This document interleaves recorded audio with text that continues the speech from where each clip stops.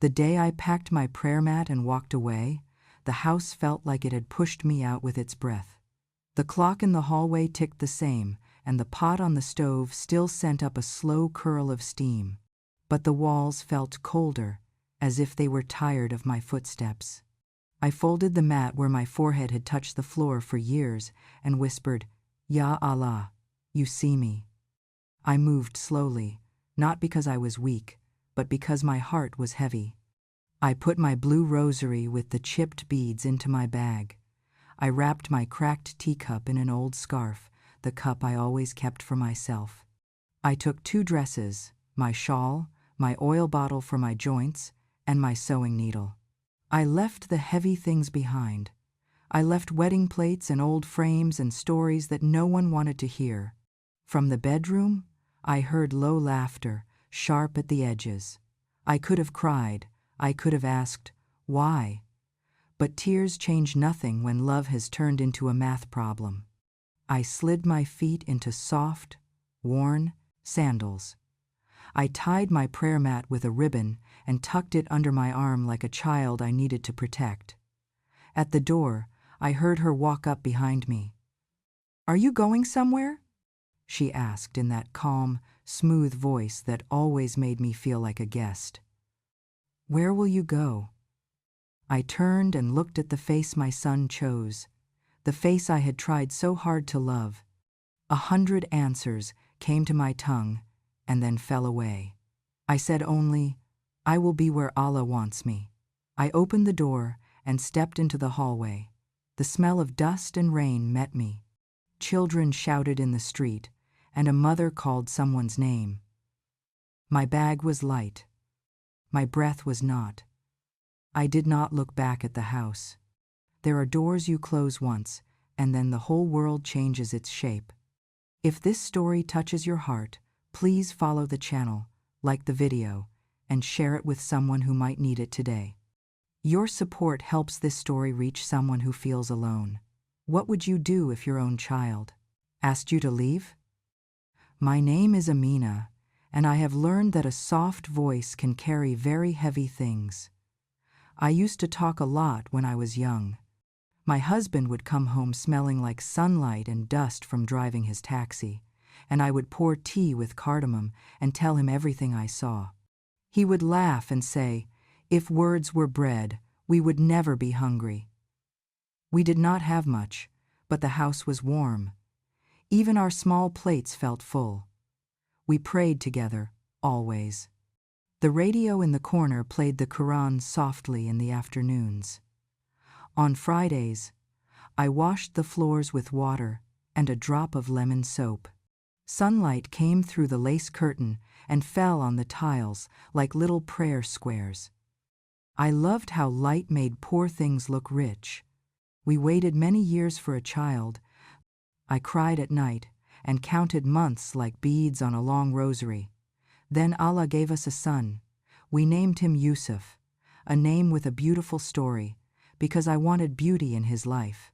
He was a quiet baby, then a kind boy, then a serious young man. Even when he was too old, he would still hold my hand in crowded streets. We lived in a small, rented apartment with thin walls that carried every sound. I could hear the neighbors' quarrels and the whistle of the kettle 2 floors down. Our balcony could hold 2 plants and 1 prayer mat. I kept basil and mint in old paint cans. When the wind came, they trembled like they were also remembering Allah. Life turned hard slowly. My husband started to forget small things and then big things. One winter, he lay down and did not stand again. I learned that grief does not always scream. It sits like a heavy blanket on your chest and counts your breaths. When Allah took him, I kissed his hand and said, "We belong to Allah, and to Him we return." The next morning, I washed his cup and put it away forever. Yusuf became the man of the house overnight. He took a part-time job at a small mobile repair shop while finishing school. He would place his earnings in my hand with his eyes on the floor. "I can help now," he said. I wanted to say, "You are a child," But the world had already told him he was not. We became two people in one small boat, rowing in turns. I sewed from home. Women brought me dresses to mend and scarves to hem. I sat near the balcony where the light was kind to old eyes. The radio hummed. My needle went in and out, making tiny steps across the fabric, like patients walking. When my fingers hurt, I placed them in my lap and made dua. Ya Allah, keep me soft, not bitter. When Yusuf turned 24, he said he had met a girl. He said her name, with a smile that was almost shy. Nadia, he told me. She came to fix her phone and left with my heart. I laughed and pressed his cheek. I was afraid to lose my place in his life, but I was more afraid to make him choose between love and duty. I asked Allah to make me generous. The wedding was small and lively. We borrowed chairs from the mosque. We cooked rice and chicken and made a big pot of kheer with almonds. I wore my best dress, with the tiny flowers on the cuffs and the thin gold bangles my mother had given me long ago. They were light, but their story was heavy. My mother had said, "Keep these for a dark day."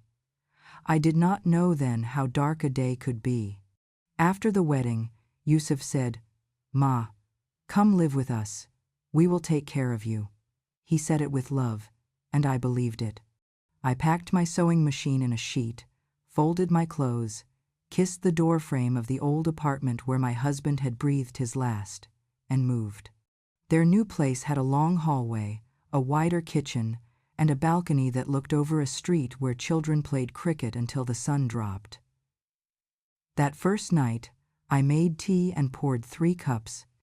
I kept the cracked cup for myself because it knew my mouth.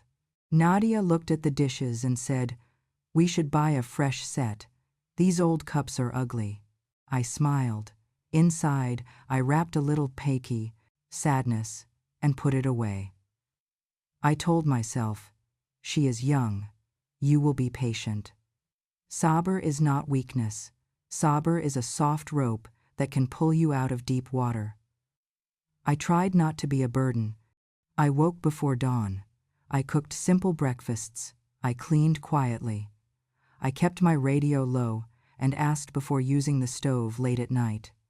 I kept my sewing in a basket so the living room would be neat. When they watched shows, I sat with them and smiled even when I did not understand. I remembered my own youth and how sure I had felt about everything. Yusuf worked long hours. He and a friend had a small electronics shop and big dreams. He would come home tired, and I would press his shoulders with oil. "Your hands are medicine," he would say. Nadia worked at a boutique and loved deep-colored lipstick and neat cupboards. She moved quickly and liked modern things. She was not cruel. She was not kind. She was simply a young woman who wanted a new life to fit only new things. But little frictions lined our days. When I recited Quran softly in the afternoon, she said the sound made her sleepy during her show. When I washed the cups, she washed them again, saying they must be really clean. She did not like the smell of fried onions in the morning. She said my old stories were sad. I told myself, "You are a guest in their life. Be gentle." On Sundays, I made parathas, boiled eggs, and yogurt. The butter in the pan reminded me of my mother's kitchen. Nadia came out, looked at the table, and said, "We are eating healthy now." She took a spoon of yogurt and went back to bed. I stood and stared at the food. When Yusuf woke, he ate 2 parathas, kissed my head, and called them perfect. My heart relaxed, like a tight knot loosened with warm water. I kept my gold bangles in a small wooden box lined with cotton. I took them out only on Eid and weddings. I would polish them and then put them back. They were not only gold, they were memory. They were the sound of my mother's voice, the echo of my husband's laugh, the shimmer of crowded summer rooms where we danced with our eyes lowered. they were safety for a dark day. I never thought danger could live inside a house with my own name on the door. Some nights, sleep ran away from me. I would stand by the window, watch the neon sign blink across the street, and count blessings on my rosary. 1. A roof. 2. A sun. 3. Food each day. 4. Faith that holds me when people do not. On good nights I added 5 kind words.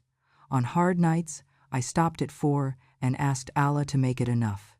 Once, during Asr, I heard Nadia speaking on the phone in the kitchen. "I can't breathe in this house," she said softly. "I feel watched all the time." I stood in the hallway with my hands on my shawl and wished I could disappear into the fabric. That evening, I walked lighter, made smaller sounds, and tried to take up less space. Even love can make you hide when it gets tired of you. Eid came and went. I cooked all day. The house was full of people and plates and laughter. Someone spilled tea on the carpet, and I cleaned it before anyone saw. At night, when the guests left, I found my bangles in the fruit bowl. Maybe a simple mistake, I told myself. I wiped them dry and put them back in their box. I slept well that night, like a child who believes in mourning. After Eid, Yusuf talked about expanding the shop. He was excited in a way I had not seen since he was a boy. "Mashallah," I told him. "May Allah make it easy." Nadia's eyes shone with plans. They whispered late at night about bigger rooms and brighter lights. I lay in my bed and prayed for their future, with all the love in me. I forgot to guard my small past. Life kept walking. I watered the basil. I folded laundry very neat. I glued a small dua in the frame near the door. "Ya Allah, keep our home soft." I thought the walls would listen. I did not know that sometimes houses learn their habits from people. And people's hearts, if they harden, teach the house to be hard too. It was a Tuesday when a small thing cracked the peace. I had washed the kitchen floor, and it was still damp. Nadia slipped, and her phone fell hard. The screen shattered like ice under a boot. She looked at me as if I had broken more than glass. "Do you see what you did?" she said. I wanted to say, "I am sorry," but my throat closed. Yusuf picked up the phone and said he could fix it. The silence after his words made the room lean to one side. After that day, I started keeping a small bag ready in my room. I told myself it was foolish, but the thought of leaving began to feel like a tiny rope I could hold when my chest felt too tight. In the bag, I kept a spare dress, a shawl, my rosary, and a folded paper with my cousin Salma's number. I did not call her. I was not ready to turn my pain into sound. I kept telling myself, family is like skin. It protects, even when it sweats. I reminded myself of Sabr and of Qadr, that every step is written.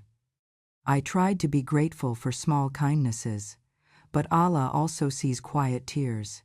He counts them, He holds them, and He does not forget the prayer of a heart that has no one else to speak to. Then came the morning with the cracked cup and the packed prayer mat. It did not come suddenly. It was built from many small days. But when it arrived, it was bright and sharp, like the sun after heavy rain. And I knew I had reached the door inside me, the one you open only once. After that Tuesday with the broken phone, I tried to make myself lighter than air in the house. I walked softer. I closed doors quietly. I kept my breaths small. I told myself that kind silence can smooth sharp hearts, the way a river smooths a stone if it flows long enough. But in that quiet, I began to notice small things that made the air feel thin. Nadia started locking the kitchen cabinet after she cooked. She kept the key on a chain that touched her wrist, and I could hear the tiny metal click when she closed the door. On the counter, she put a small white board and wrote numbers each morning. Eggs, 6, tomatoes, 5, milk, 1. When I used 2 eggs, she would erase the 6 and write 4, pressing hard as if she was cutting something with the marker.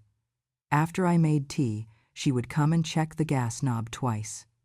Once when she passed, once when she stood still and looked. She never said I was careless, but her eyes said it for her. Those eyes made me feel like a child who has put sticky fingers on a white wall. One evening after Maghrib, I placed a small plate of dates on the table. It was a habit of mine. When the day was heavy, sweetness helped the heart remember light.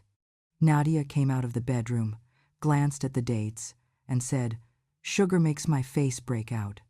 She covered the plate with plastic and slid it to the corner as if it were something dangerous. 2 days later, the dates were hard. I ate them with tea. They tasted like old kindness. Yusuf left home earlier and came back later. He prayed quickly at dawn, kissed my head, and rushed out. At night, his shoulders were tired, and his eyes had that restless look I had seen on my husband in his last years. His phone became a small, glowing world in his hand. He ate in 3 minutes and spent an hour staring down. I cooked his favorite dal with cumin and garlic in a spoon of ghee. He thanked me, then returned to messages that never slept. Talk of the shop expansion grew louder. A man named Rafiq visited one afternoon. His cologne came in first, then his shiny shoes. I was ironing a scarf in my room with the door half open. He sat in the living room and spoke like a radio. "You have potential," he said, "but you need capital. Give me something solid, and I will turn this around. Double revenue in 6 months.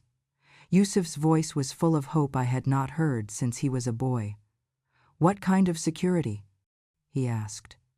My hand hovered over the distance. Scarf, iron in the air. Rafiq's voice was smooth. "Gold, property, something real. Do you have anything sitting idle?" Before my son could answer, Nadia said, "We have old bangles from Ma. She never wears them. It's dead wealth." My heart stumbled.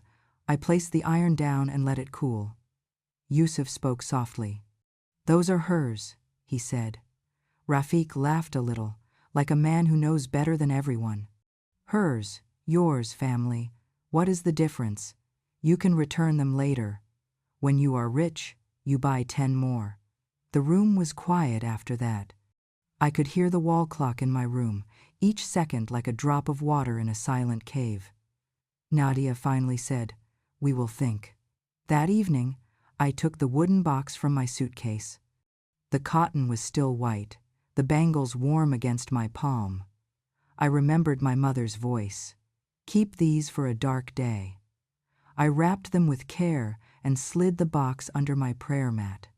I smiled at myself for that. A prayer mat is not a safe, but it felt like a shield made of hope. At dinner, I tried to speak with a gentle hand. "Yusuf," I said, "if you ever need help, talk to me first. We are one family." He nodded and put his spoon down. "Ma, don't worry about these things," he said. "These are small tests. We will manage. You taught me tawakkul, trust Allah." He kissed my hand. That old warmth lit in me for a second, like a candle in wind. Nadia ate looking at her phone. Her nails were deep red that week. She said, "We will not do anything without telling you." Her mouth smiled, her eyes did not. I took a sip of water. It tasted like metal. I turned my chores into small prayers. Each floor I swept, I whispered, "For you, Allah." Each pot I scrubbed, I said, "For you." Service can break you if your heart depends on people. But if you hand your heart to Allah, service becomes a kind of worship. I told myself this when my back hurt and my kindness felt invisible. One afternoon, Nadia's phone lit up on the table while she fetched tea. A message flashed. Did you do it? Tell me it's done. It was from her friend Mira. I had not meant to see it. But secrets have a way of shining like coins in the dust. Nadia came back and turned the phone over quickly. People are dramatic, she said to the air. I smiled at the basil plant and pretended I was only looking at leaves. 2 days later, my neighbor, Auntie Shabnam, visited with a plate of sweets and a cart full of news, as she always did. We sat in my small room so the young ones could have the living room. She took a bite of a sweet and said, I saw Nadia on the Gold Market Street last week. I tried to keep my face calm. Maybe she was just looking, I said. Maybe, she answered slowly.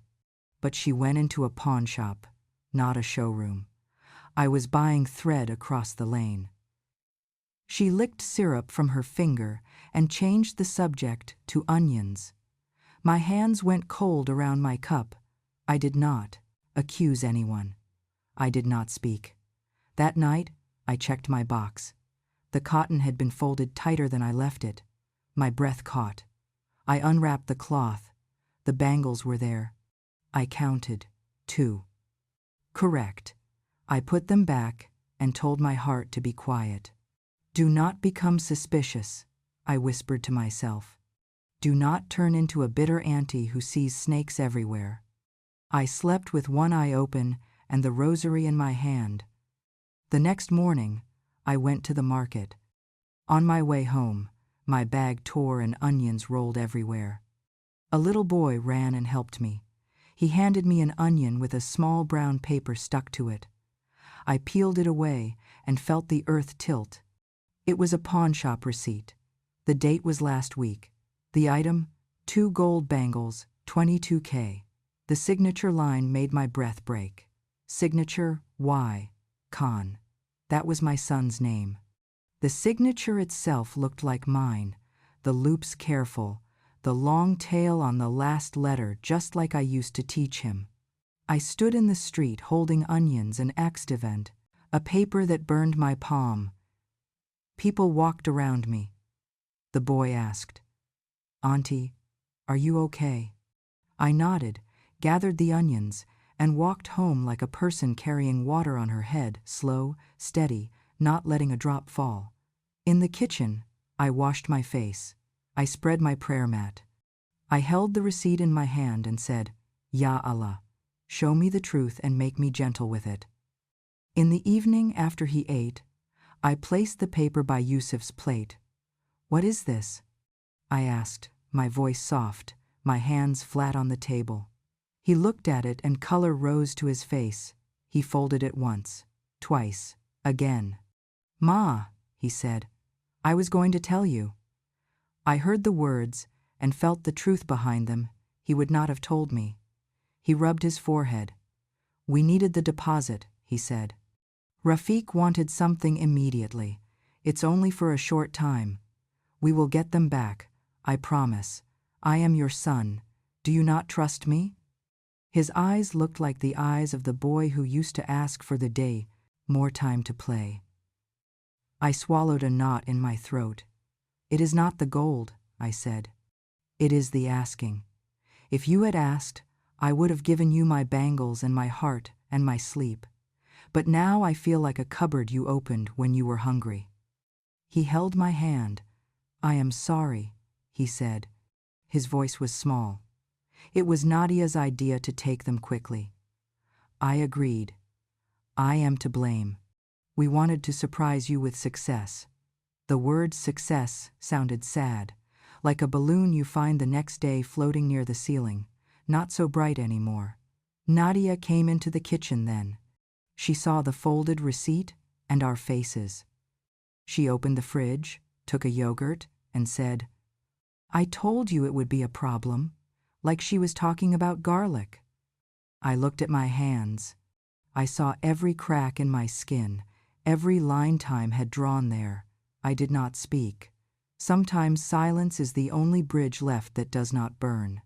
After that, I tried to keep trust alive, like a small plant that needs shade and water. I prayed that Allah would return my bangles, but more than that, I prayed He would return our honesty. But trust is glass. If you break it, even if you glue it back, the line stays. You can run your finger over it and feel where it was. Nadia began to tell small stories about me to others. She did it with a sweet, worried tone. "Auntie is getting forgetful," she would say to the neighbor in the hallway. "She left the gas on yesterday. I was scared. I was right there, holding a dish towel. I did not leave it on," I said gently. She smiled at me. "It is okay," she said, like she was patting a child. The neighbor looked at me with pity. Pity is a cold wind. It creeps under your shawl. I started to write notes to myself to be careful. Turn off gas. I stuck near the stove. Keys in shawl pocket. I stuck on the door. Sugar lid tight. I stuck by the jar, but my notes moved around. The gas note was suddenly on the fridge. The keys note on the Ensa's shoe rack. I thought, maybe I moved them and forgot. But deep inside, I felt I was being made to look like I was losing myself. It is a simple way to remove an old woman from a home, paint her like danger. Then the expansion stumbled. The new shop leaked when it rained. The landlord was proud and lazy. 2 phones vanished from the display while Yusuf stepped away to pray, and the part-time boy daydreamed. Rafiq called and called. "We need more," he said, "just to stop the bleeding." He spoke of money like the blood of a wounded animal. The stress bled into our rooms. Doors closed harder. Plates clicked on the table with small anger. Yusuf slept on the sofa once, then twice. He said he fell asleep watching videos about business. Nadia cried in the bathroom. I heard the water run and a soft, broken sound after it. I stood outside the door with my hand on the wood, not knocking. Sometimes comfort is water on smoke. It makes the room worse.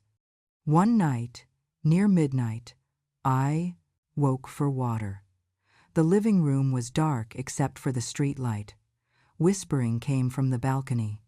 I stepped closer and stopped where I could hear. "I don't know what else to do," Yusuf said, his voice dry. Nadia's voice was firm like a new door. "We rent the small room," she said. "We sleep in the big room.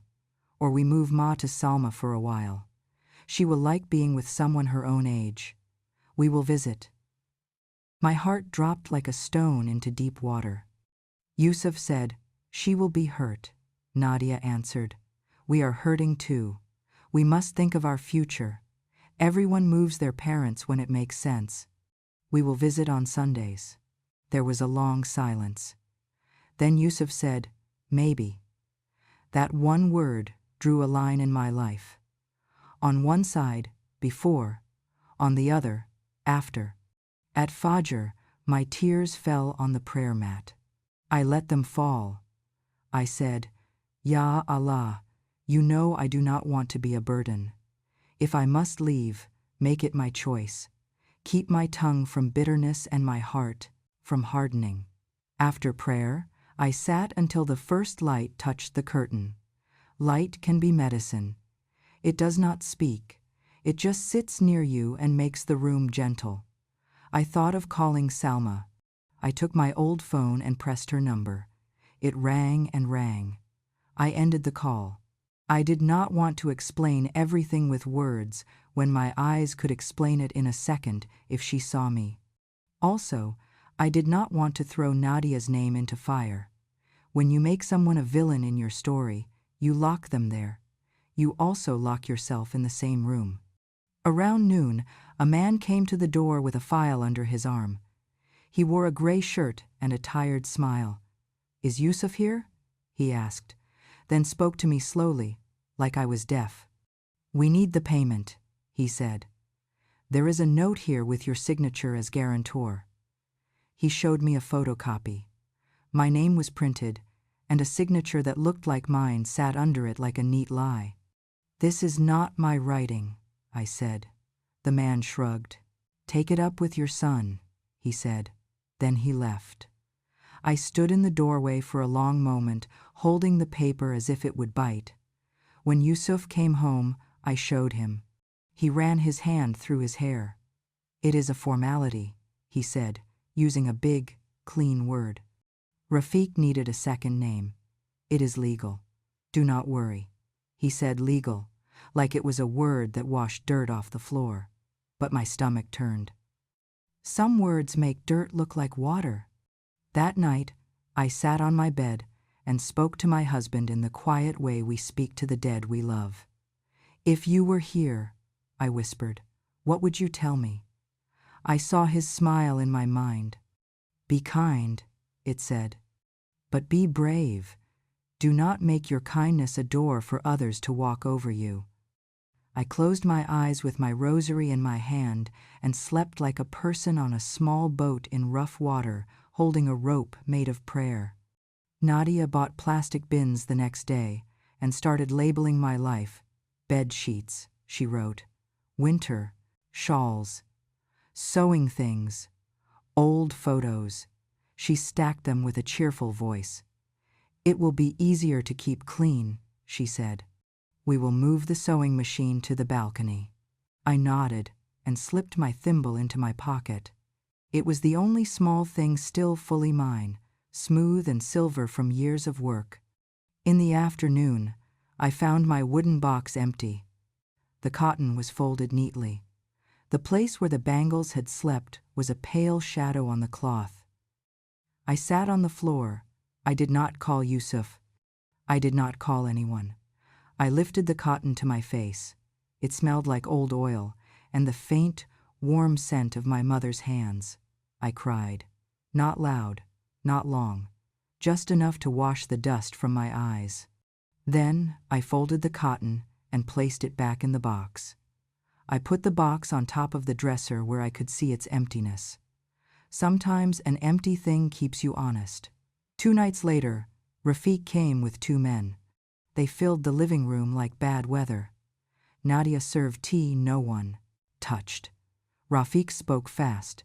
"Time is money," he said. "Friday, pay by Friday, or we liquidate asset." When he said asset, he looked at me. I felt a cold shadow pass over my skin.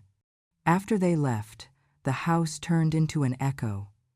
No one wanted to say the words that sat between us. Nadia was the first to break the silence. She stood in the kitchen doorway with her arms folded. "We have to be practical," she said. "We cannot carry everything. We cannot carry everyone." The word everyone was a small knife. I felt it slide between my ribs. Yusuf looked at the floor. "What do you mean?" he asked, but his voice already knew. Nadia waved toward the hallway. "We rent the small room," she said, "and we move Amina auntie to Salma's for now. If not Salma, there is a care home near the mosque. It is clean, it has nurses, she will be fine."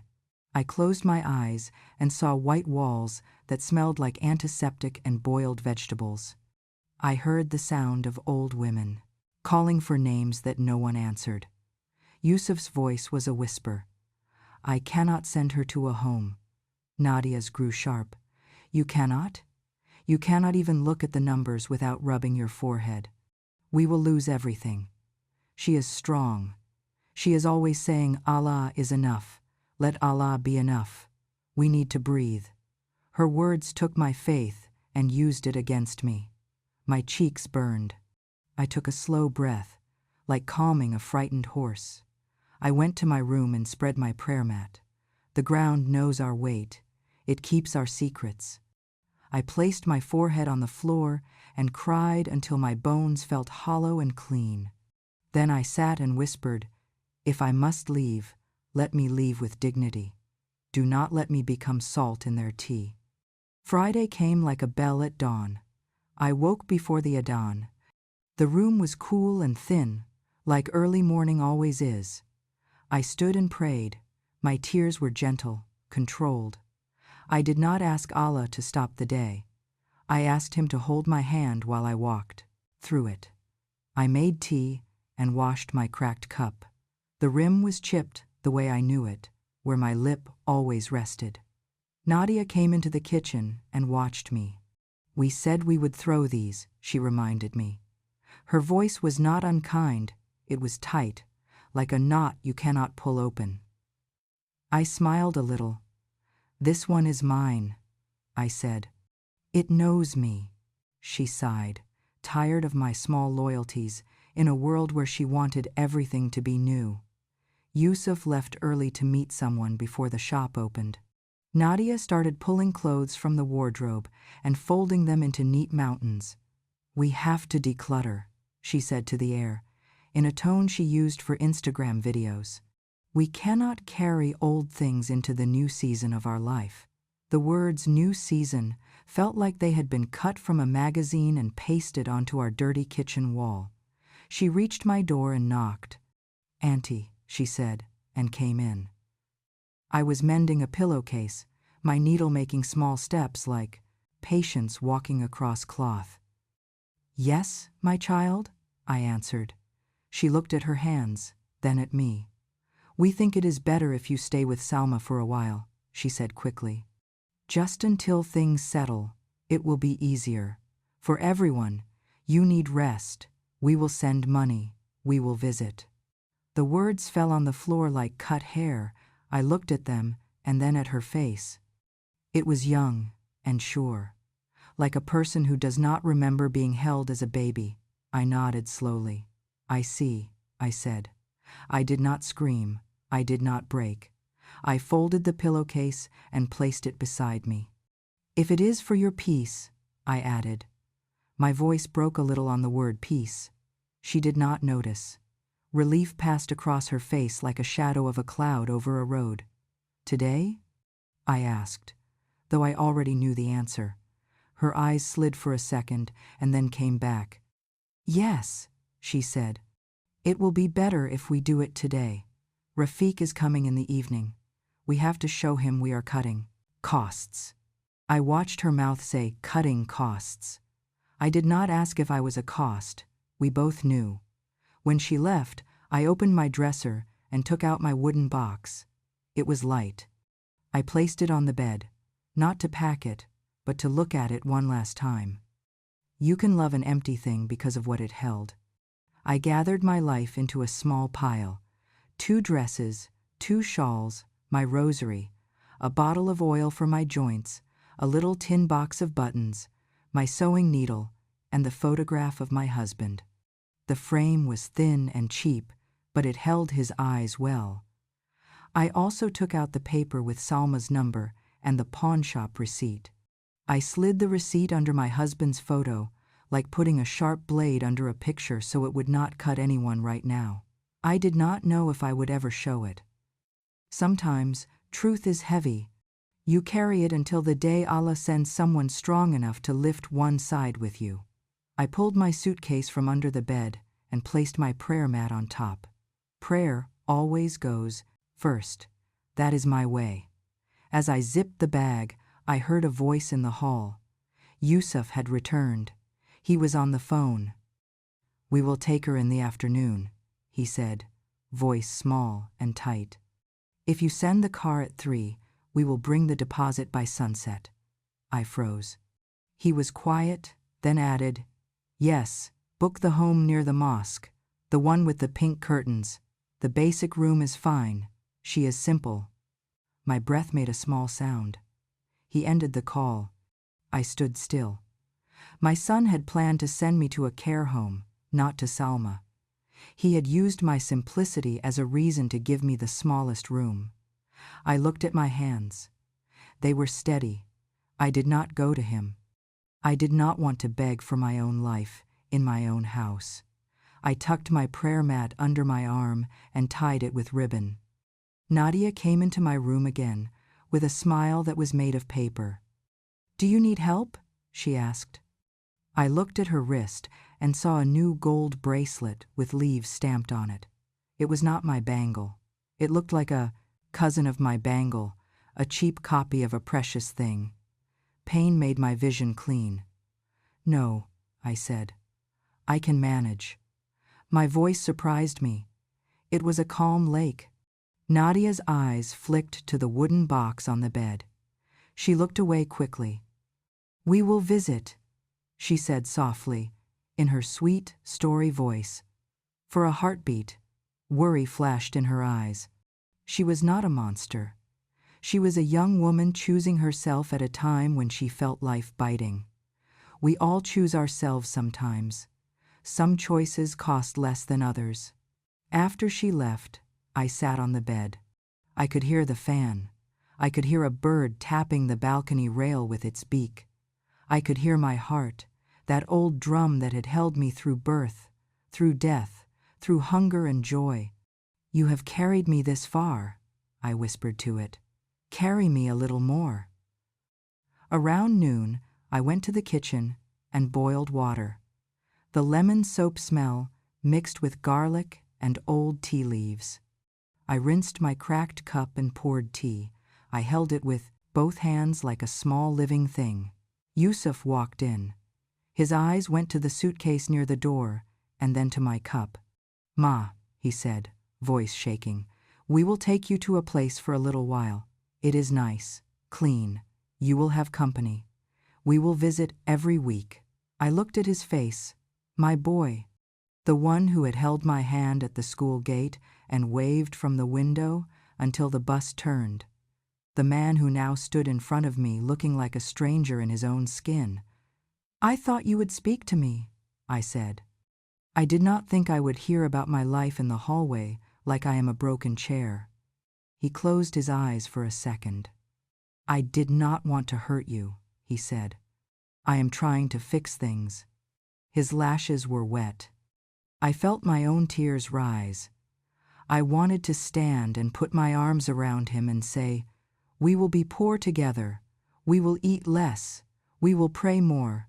We will keep our door open to each other." I wanted to, but then the pawn receipt came back to my mind. The forged signature, the whisper on the balcony, the empty box. My backbone straightened like a rope pulled tight. I put my cup down and placed my hand gently on his forearm. "I raised you to be a good man," I said.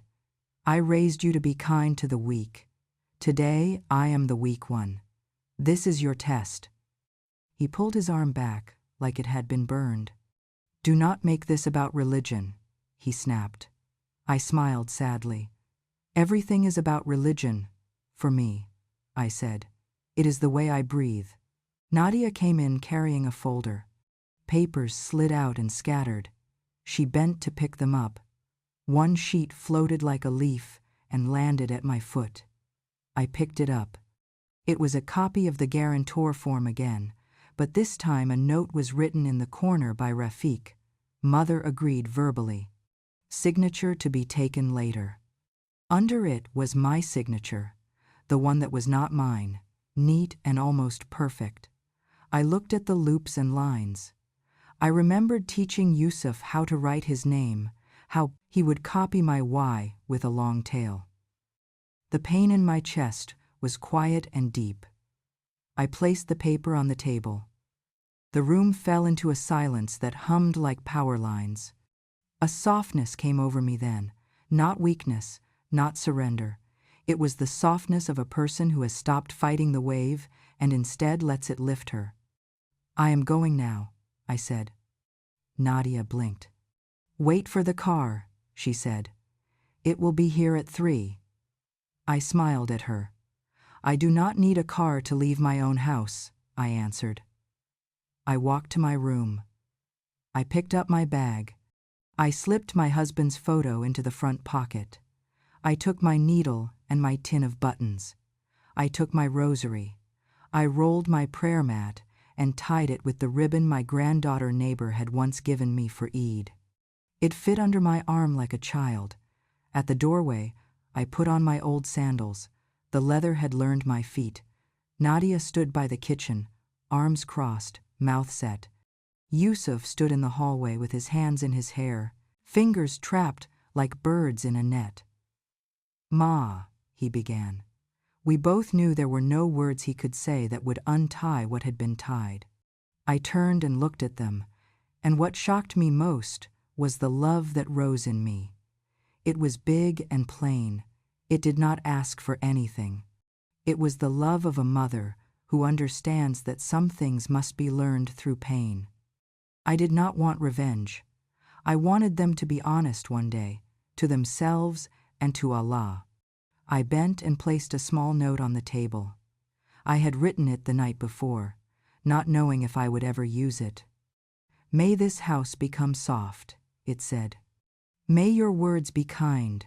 May your tests make you grateful, not hard. I forgive you." I put the note under the cracked cup. It felt right for the old cup to hold a small prayer. Nadia asked in a small voice, "Where will you go?" The house seemed to hold its breath. I smiled, tired but steady. "I will be where Allah wants me," I said. My voice sounded like my mother's inside me. Yusuf closed his eyes. He could not meet mine. I put my hand on the doorknob. I remembered every soup I had stirred, every bead I had counted, every fever I had cooled with this hand. I whispered, "Hasbunallahu wa ni'mal wakeel." Allah is enough for me, and He is the best disposer of affairs. I opened the door. The hallway smelled like dust and cooking, and a little rain. Children shouted below, and someone laughed from a window. I stepped out and pulled the door closed. It clicked in a new way, like a chapter ending. My bag felt light. My heart was heavy but clear, as if someone had washed it in cold water and hung it in the sun. I walked down the stairs. Each step was a small grief and a small freedom. I reached the street and adjusted my shawl. The city moved around me like it always had. A man sold flowers at the corner. A woman carried bread on her head. Life does not pause for your pain. It walks, and you must walk with it. As I turned the corner, a thought rose bright and still. The worst betrayal was not the gold, not the forged name, not even the plan to send me away. It was that my son had chosen fear over love, and I, in that moment, chose love over fear. That is the line that cut my life into two. The day I packed my prayer mat and walked away, not because they pushed me, but because I chose to protect what was left of my heart and my faith. I did not walk far at first. My feet led me the way water finds a slight slope. I went to the mosque near the market, because my heart wanted a quiet place. The women's door was open. The floor was cool. I set my bag down, unrolled my prayer mat, and sat. A woman with kind eyes and a simple scarf noticed me. She was the caretaker, Sister Zainab. She walked slowly so she would not startle me. "Would you like some water?" she asked. I nodded. She brought it in a small paper cup and placed it near my hand, then sat a little distance away and did not ask any questions. Mercy can look like someone who waits for you to speak. I called my cousin Salma from the quiet corner by the shelves of Qurans. My voice was steady until I said her name. Then it broke like a thin thread. "I need a place for a few nights," I said. She did not ask why. She did not say what happened. She only said, "Come," and told me to wait at the mosque until she arrived. While I waited, I prayed 2 rakas. My forehead touched the floor for a long time. My tears did not rush. They were slow and warm, like water that has been carried in the sun. I did not ask Allah to change anyone. I did not ask Him to punish anyone. I asked Him to make my heart soft and my steps firm. Salma came with her son's small car. She hugged me at the door of the mosque, and I let my weight rest on her for a second like a tired child. She took my bag with her small hands and frowned at how light it was. On the way to her flat, she talked about the market, about the new fruit seller, about a child's school. She filled the air with easy words while my silence learned to breathe. Her home was small and warm. A fan turned slowly over a low sofa. The kitchen smelled like fried cumin and fresh coriander. She had a spare bed in the corner of the living room, a bed her sister used when she visited. She placed clean sheets and a thin blanket on it while I watched. She put my prayer mat at the head like a friend. "You rest," she said. "Tomorrow we talk. Tonight we thank Allah that we are together." I slept like a person who had reached a shore after a long swim. In the morning, I woke early and sat on the floor with my mat. The light came through the small window and laid itself gently on my hands. Salma did not ask me to explain. She poured tea and hummed an old tune. She put her hand on my shoulder as she passed. It said more than words. After breakfast, I said, "I need to do one thing." I went to the street of the pawn shops.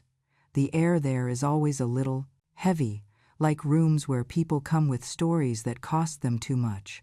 I walked into a small shop with a metal counter. A man with kind eyes and tired shoulders stood behind it. I placed the receipt on the glass and said, "I am the mother." He looked at the paper, then at me.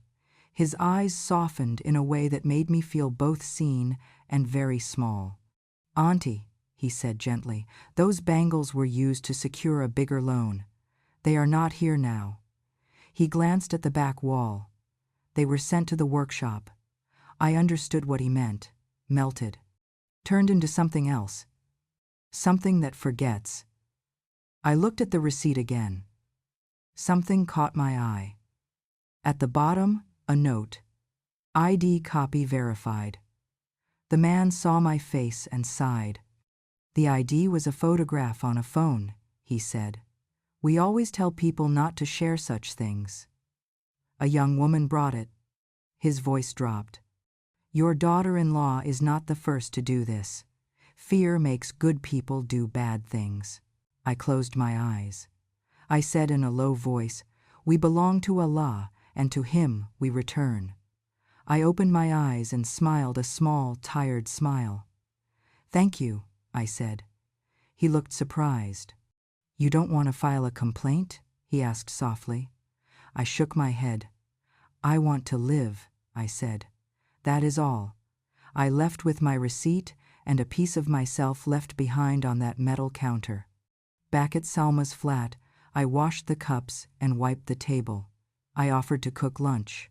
She watched me move like she was watching a bird learn to fly again. "Stay as long as you need," she said. "My house is your house." I kissed her forehead and thanked Allah for cousins who remember that we are made of the same roots. The next days were slow. I walked to the mosque each morning with my prayer mat rolled under my arm.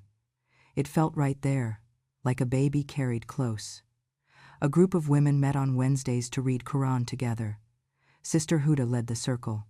That week she chose Surah Yusuf. When she read, "Beautiful patience, Sabrun Jamil," my eyes filled. I heard it as if Prophet Yaqub was speaking to me from a long time ago. Be patient in a way that is beautiful, not bitter. I began to sew for neighbors. Word spread that Salma's cousin could stitch straight and fast. Women brought me dresses with broken zippers and long hems. I worked by the window where light was kind to old hands. Each stitch was a small prayer. Each coin earned was a small freedom. I bought my own tea, my own soap. I bought a cheap cup from the market with a small crack on the rim that would be my own story to hold. On Friday after Jumu'ah, the Imam spoke about trusts. He said, "Do not betray what is placed in your hand." He did not know my story. Allah did. I sat in the back with my scarf pulled low and listened to each word as if it was a clean cloth wiping my heart. After the prayer, I stayed in my spot and whispered du'as for Yusuf and Nadia. I asked Allah to soften their hearts, to make them safe from greed and fear. I ended with, "Forgive me for my anger. Forgive them for theirs." A week later, a letter came to Salma's flat. It was addressed to me with a full name that looked strange in this new place. It was from the finance office. It said I was responsible for part of a payment because I was the guarantor. If I did not pay, there would be consequences. The words were dry and sharp. They did not sound like anyone I knew. I sat with the letter on my lap for a long time. Salma said, "We can go to the office together." We went on Monday morning. The man behind the desk looked at the letter and at my face. I did not shout. I did not beg. I did not sign, I said quietly, "but I will not let my son drown." His eyes changed. He leaned back and rubbed his chin. "There is a plan," he said. He pushed a paper towards me. "You can pay in small parts, or someone can co-sign." I shook my head at the word co-sign. My hands had already signed, enough without my pen. I agreed to a small monthly amount. It was more than I had. I said yes and trusted Allah to fill the space. The first payment I took from the coins I had sewn for. The second, from a little envelope Salma pressed into my palm when she thought I would not notice. I noticed. I let her do it because refusing can be a kind of pride. The third payment I did not have. I went to the Imam and asked to speak to him after Asr. I told him what I could without throwing anyone into fire. He listened and then called 2 men from the charity committee. They arranged for a small grant. "This is your right as a servant of Allah in need," the Imam said. I cried into my scarf. Not because of the money, because of the dignity wrapped around it. I wrote a letter to Yusuf. My hand trembled at first, then steadied like a car on a flat road. I wrote, "My son, I am safe. I am with Salma. I pray for you every day. I know your heart is not cruel, it is only afraid. Fear makes us do things we regret. I forgive you. I will not come to live with you now. We are not ready. When you are ready to be honest and kind, we can meet at the mosque and talk. May Allah heal you. Your mother." I did not send it. I kept it under my prayer mat for 3 days. On the 4th day, I delivered it to his shop myself. He was not there. I gave it to the part-time boy and asked him to put it in a safe place. He promised with big eyes. I walked out before my heart could turn around and ask me to stay. At Maghrib time, my phone rang. It was a number I did not know. I answered because I have learned that tests do not call from familiar numbers. A girl's voice said, "Auntie, please come. Yusuf had a fight at the shop. He is at the clinic. He is asking for you." My legs went cold. I grabbed my shawl and told Salma I needed to go. She called a rickshaw and placed coins in my hand, even as I said I had enough. "Go," she said. At the clinic, I found him sitting on a bed with a bandage on his forehead. His hands were shaking. When he saw me, something inside him let go. He started to cry like a boy who has been brave too long. I sat beside him and placed my hand on his back. "Alhamdulillah, you are alive," I said. He nodded. "Rafiq sent men to shout at me," he said in a small voice. "They said ugly words." I answered with ugly words. Someone pushed me. I hit the shelf. He looked at his bandage like it was a surprise. Nadia was there, standing near the door, with her arms crossed like she always did when she did not know what to do. Her eyes were swollen. She looked at me and then looked down. I wanted to tell her I was glad she was there, but my voice chose to be quiet. Sometimes love is the chair you put in the room. You do not sit on it. You just let it be there so people know they can rest. Yusuf held my hand with both of his. "Ma, I am sorry. I am so sorry," he said. Each sorry sounded like something heavy finally sliding off his chest. I thought I could fix everything if I moved the pieces fast. I thought success would protect us. I became someone I do not like. Forgive me. His tears fell on my hand. They were warm. They did not burn. "I forgave you the day I closed your door," I said. It was the only way I could leave. Forgiveness is not a word. It is the small air you breathe every minute so you do not die. But forgiveness does not mean I will forget. It does not mean I will come back tomorrow. It means I will pray for you with a clean heart." He nodded. Fresh tears slid down his face. We sat in silence for a while, the three of us. The clinic smelled like antiseptic and old curtains. A baby cried somewhere. 2 men argued near the pharmacy. Life moved around us like a river. Inside, everything was still. Then Nadia spoke. "Auntie," she said, her voice small, almost a child's. "I am sorry for the kitchen cupboards. I am sorry for the dates. I am sorry for everything." She could not say more. Words clogged her throat. I looked at her and saw not a villain, but a young woman who had been afraid of losing what she had just gained. Fear makes the heart hard. It does not keep it safe. I opened my arms a little. She stepped into them like someone who had been cold for a long time. We held each other. We both cried. I whispered in her ear, "You are still my child, if you want to be." A few days later, Yusuf came to the mosque to meet me, like I asked in the letter. We sat near the shelves of Qurans. The carpet was soft, the light was kind. He spoke with his hands open on his knees. "I gave Rafiq too much trust," he said. "He is not even in the city now. He left yesterday. People say he did this to others, too. The shop is bleeding. I have debts. I put your name where I should not have. I cannot forgive myself." His voice cracked. "Let Allah forgive you first," I said, "and then forgive yourself so you can start walking again. But do not lie to yourself with soft words. Go and make right what you broke. Go to the office that sent me letters. Make a plan. Tell them the truth. Pay what you can. Do not promise what you cannot give. Return small things you took without asking. And with me, we will be gentle and firm." He nodded. We spoke for a long time about small, clear things. Boundaries, respect, the kindness of clear sentences. He asked if I would come back home, even just for a few days. I told him I could visit. I told him I would not live with them now.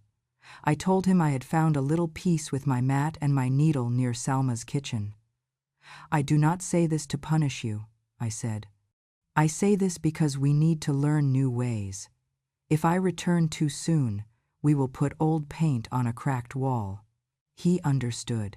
He looked at the prayer lines on the carpet and said, "I will try to build a wall that is not cracked." I smiled at the thought of him building something slow and honest. Not a shop, not a big plan, but a wall of words and actions, one brick at a time. I prayed he would. Time moved. Seasons made their quiet work. I began to volunteer once a week at the care home near the mosque. Yes, the one with the pink curtains. I walked in the first day and felt a shock in my chest. I saw myself there, as if I had taken a different path at a crossroad. The women sat in a row of chairs with wheels. Some hummed, some stared, some told the same story 3 times in 1 hour. I brought them small things, combs, pins, a little oil. I sat and oiled their hair the way my mother did mine. I filed their nails and asked them about their favorite recipes. I listened, even when the stories were long and had no end. When I left, I had a smell of antiseptic on my clothes and a light in my chest. Sometimes Allah shows you the fire He saved you from. It makes gratitude brighter. Nadia visited me at Salma's more than once. The first time, she came with red eyes and a trembling lip. She brought fruit. In a bag. She stood at the door and said, "Can I come in?" as if I could ever say no. We drank tea. She talked about nothing for a while, and then about everything. "I was jealous," she said. "I thought if you were in the center, I would be on the edge. I am ashamed of myself," she cried. I held her hand. I told her that jealousy is an old mosquito. It bites everyone. You learn to wave it away with dicker. She told me she might be pregnant. She looked afraid to say it, as if the word would break if it hit the air too hard. I smiled and put my hand on her head. May Allah make it easy, I said. May He send a gentle soul to our house. She cried again and said she did not deserve such a prayer. I told her we do not get what we deserve. We get what is written. She looked lighter when she left.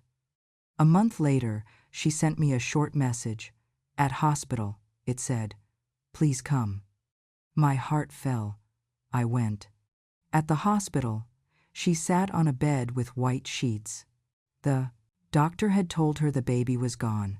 Her face looked like a paper left in rain. She leaned into me and sobbed. I did not say that it was written. I did not say that she would have others. I said nothing. I stroked her hair and read the chapter Al-Insha'Allah in my heart, with hardship as ease.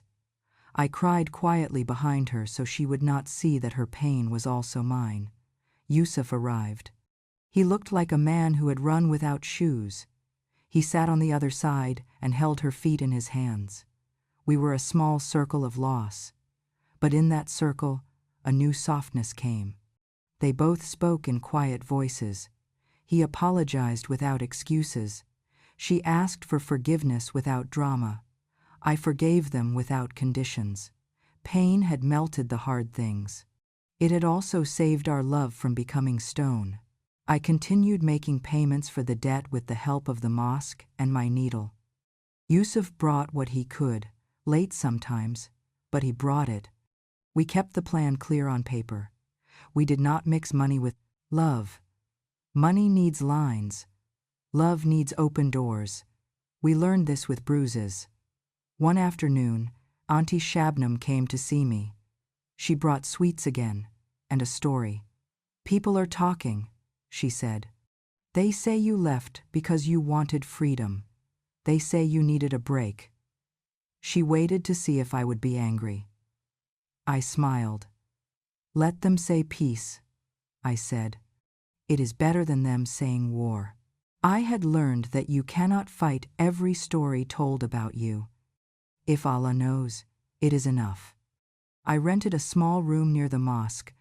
It had one window, a low bed, and a shelf. I put my prayer mat near the window where the morning light touched it first. I placed my husband's photograph on the shelf and my tin of buttons beside it. I did not have my gold bangles anymore. I bought a thin brass bangle from a street seller.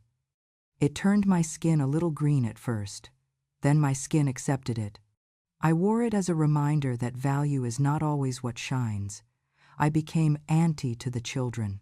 On the street, I tied their shoelaces.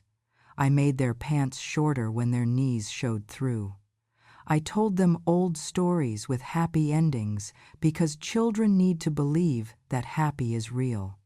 On Fridays, I cooked lentils in a big pot and filled small containers for the old man who sold flowers and the widow who lived 2 doors down. Small cooking, small charity, big heart. Some evenings, I sat on the mosque steps with my rosary and looked at the sky. I thought about destiny, qadr, not as a chain but as a path that sometimes turns without telling you. You walk. You do not see the whole map. You trust the guide. I thought about sabr, not as sitting and waiting, but as walking slowly and not throwing stones at the sky when it rains. I thought about gratitude, shukr, for things that do not seem like gifts until later. Yusuf began coming to the mosque more. He sat in the back and stayed after the prayer. He spoke to the imam. He learned to read the Quran again, his lips moving, slowly like a new student. He sometimes brought Nadia and they sat together quietly. I did not rush to them. I let them come to me after. Love without pressure grows better. Months passed. The shop did not become big. It became honest. He stopped chasing large expansions. He fixed phones. He was kind to customers. He brought home less money but also less lies. Nadia returned to the boutique after her body healed. She moved slower. She spoke softer. She kept the kitchen cupboards unlocked. On Eid, they came to my small room. I had cooked rice and chicken in a pot that was too thin for such work, but it tried. We ate on the floor, because I did not have a big table. We laughed like people who had seen death pass by their door and keep walking. Yusuf brought me a new teacup, simple and white, no crack. I smiled and put it on the shelf. Then I took my old cracked cup and made chai for all of us. I poured it, steady hand, and the cup did not leak. People ask me sometimes, "How did you do it? How did you walk away?" I tell them I did not walk away from my child. I walked toward Allah. There is a difference. I carried my prayer mat because I needed something soft under my forehead when the world felt hard under my feet. I learned that forgiveness is not a blanket you throw once and leave. It is a small cloth you wash and spread every day. Some mornings it dries in the sun easily. Some days rain keeps it wet. Still, you lay it out, trusting it will dry in time. Forgiveness is for the one who gives it first. It opens your lungs. It makes your chest a home again. I learned that boundaries are not walls of anger. They are fences made of clear sentences. You put a small gate and a sign that says, "Enter with respect." If someone kicks it, you do not burn their house. You close the gate and go inside and make dua for them. You let Allah be the guard of things you cannot guard. I learned that love without truth is a thin soup. It fills no one. And truth without Allah, love is a dry bread. It chokes. We need both. We need to say, "I love you." And we need to say, "Do not do this to me again." We need to say both with a calm voice and a steady heart. The day I packed my prayer mat and walked away, I thought I was losing everything. I left with a small bag, a small cup, a small needle. I had no bangles. I had no room of my own. I had no place in a house that once had my name on the door. But what I found outside that door was a different house, the house of Allah in my chest. It had wide rooms. It had windows that opened to patience. It had a kitchen that cooked gratitude. It had a bed where I slept without fear. Maybe Allah wanted me to lose what I was holding too tight so my hands could be free to hold His rope. Maybe He wanted me to learn that peace is not a sofa or a big kitchen. Peace is a prayer at dawn and a heart that tells the truth. Maybe He wanted me to become a mother in a new way, not just to my son, but to every young person who feels lost and scared and sharp. I still pray for Yusuf and Nadia every day. I still feel a pain when I remember the wooden box and the empty cotton. I will feel it until I die. We do not erase our scars.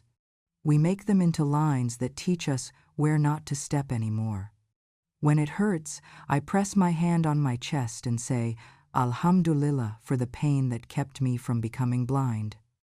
If you are listening to me and your own house feels like a place that does not see you, take a breath. Place your forehead on the ground. Tell Allah the truth of your heart. You do not need big words. You need an open palm. Ask Him for a soft way forward. Ask Him to make you brave without making you hard. Then stand, roll your mat, and take the next small step. Sometimes walking away is not leaving love. It is leaving a way of loving that hurts everyone. I sit now by my window in my small room. The brass bangle clicks softly when I move my wrist. Children shout in the street. The mosque calls for prayer, and the sound enters like a kind wind. I pick up my prayer mat. I smile. I whisper, "Thank you for this life." And I know, even in my quiet, that I am not alone. What would you say to a son or daughter who broke your trust? And if you were in my son's place, what would you do to make things right? If this story touched your heart, please follow the channel, like the video, and share it with someone who might need hope today.